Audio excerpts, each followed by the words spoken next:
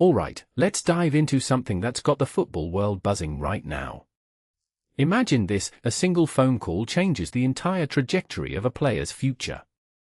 That's exactly what happened when Hansi Flick picked up the phone to chat with Rodri. Now, this isn't just any transfer saga, it's a story of tactical vision, personal connection, and the subtle art of persuasion. So, what makes this really interesting is how Flick managed to flip the script, literally, and convince Rodri to choose Barcelona over Real Madrid. Personally, I think this is a masterclass in how a manager's vision can outweigh even the biggest club names in the game. Here's the thing: Rodri was practically on the verge of joining Real Madrid. It made sense, right? Madrid-born player, World Cup winner, and the fans were screaming for it. But then Flick stepped in, and this is where it gets fascinating.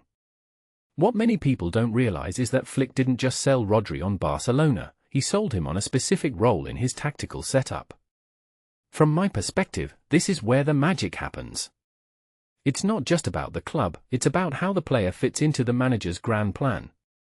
Flick painted a picture of Rodri as the heir to Sergio Busquets, a role that's both iconic and incredibly challenging. That kind of personalized vision? It's hard to say no to. Now, let's talk about the timing. This call came during a cooling-off period between Rodri and Real Madrid. If you take a step back and think about it, timing is everything in football.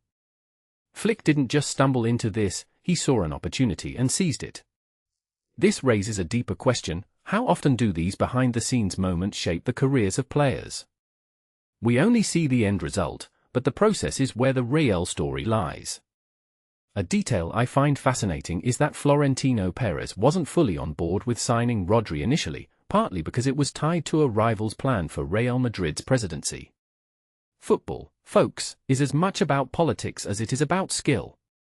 What this really suggests is that Barcelona's pursuit of Rodri isn't just about filling a midfield gap, it's about making a statement. With Frenkie de Jong's injury, the club was already in the market for a midfielder, but Rodri isn't just any midfielder. He's a Ballon d'Or winner, a World Cup champion, and someone who could redefine Barcelona's midfield for years to come. Personally, I think this move could be a turning point for the club, especially if they manage to pull it off financially. Because let's be real, that's the other big question here: can Barcelona actually afford him? They're going to have to get creative, but if they do, it'll be worth every penny. One thing that immediately stands out is how this saga reflects the broader trends in football.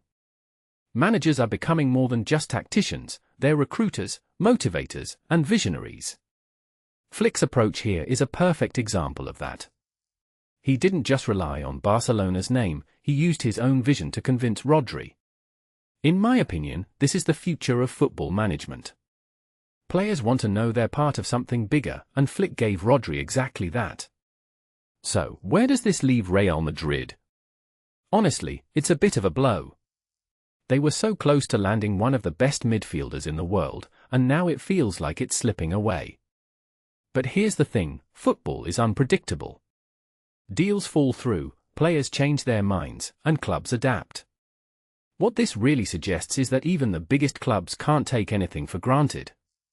From my perspective, this is a wake-up call for Madrid. They need to be more proactive, more persuasive, and maybe a little less reliant on fan pressure. As we wrap this up, I'm left with one big question: what does this mean for the future of midfield dominance in La Liga? If Barcelona lands Rodri, they're not just getting a player, they're getting a statement. And for Real Madrid, it's back to the drawing board. Personally, I can't wait to see how this plays out. It's not just a transfer saga, it's a story about vision, timing, and the power of a single conversation. So, what do you think?